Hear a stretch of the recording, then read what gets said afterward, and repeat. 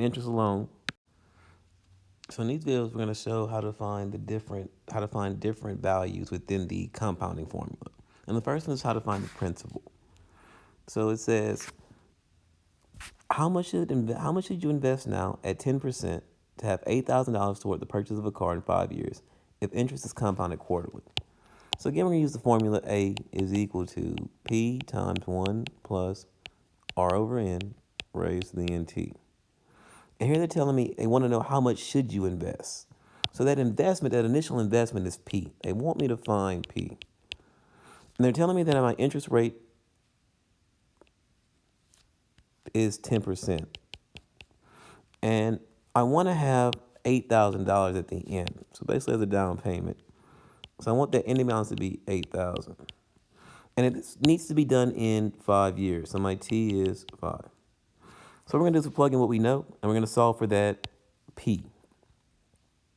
So 8,000 is equal to P, which we don't know right now. That's 1 plus my R, which is 0.1, over my N. And remember, we're compounding here quarterly. So my N has to equal 4. And it's raised to the N, which is 4, times the T, which is 5. And so again, I'll work the inside of this first.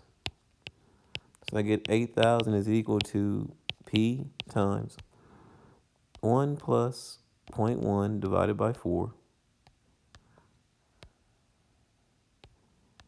That's equal to 1.025.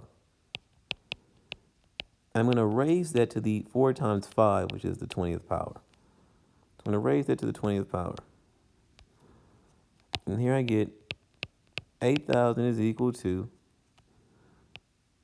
1.63861644 times the principal P. If I want to solve for P, I'm going to divide everything by that 1.63861644 on both sides.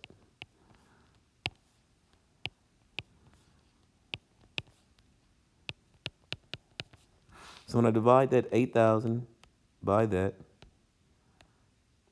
I get a principal. I have to invest principal of $4,882.17 as my initial investment to reach my goal here. So that's how we solve for the principal variable. Let's solve for the time variable next. How long will it take $10,000 to grow to a $12,000 if it is invested at 9% compounded monthly? So again, I want to know how will it take 10,000. So I start off with 10,000. This is going to be my principal.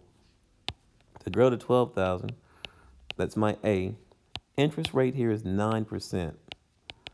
So that's 0.9. Compounded monthly means my N is equal to 12. So when I do this, I'm going to do 12,000 is equal to 10,000 times 1 plus R, which is 0.09, divided by N, which is 12, raised to the 12 times my N. And I'm looking for T this time. I don't know T, so this will be 12T. So when we solve this, we're going to go ahead and first, anytime we're given the A and the P, we will always divide by P first. I'm going to divide both sides by 10,000 first. And divide both sides by 10,000. 12,000 divided by 10,000 gives me 1.2. That's equal to, I'm also going to clean this part up inside of here as well while I'm doing this. So that's 1 plus 0.09 divided by 12. When I do that, I get 1.0075. I'm raising all of that to the 12T. Well, here's what happens now. If I want to solve an equation with an exponent, solving equations with exponents, I have to use logarithms. In this case, I'm going to use a natural logarithm. And natural logarithm has a nice property that says when you multiply something by a natural log, or when you introduce a natural log, the exponent will always move to the front of it. So I'm going to do the natural log of 1.2. That's equal to the Here's what happens. This right here moves to the front. So that becomes 12t natural log of 1.0075. And now what I can do is I can try to solve this equation for this t variable.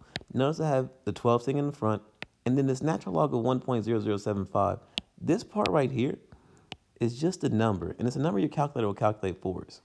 So we're just going to divide everything by everything that's not t on this side. So I'm going to divide by 12, natural log 1.0075. Do the same thing over here. I'll divide by 12, natural log 1.0075. And I'm doing it like this because I want to have exact answers. So my calculator, I'm going to do natural log of 1.2 divided by, I'm going to use another set of parentheses. I'm going to do 12 times the natural log of 1.0075. When I do that, I get t is equal to 2.033.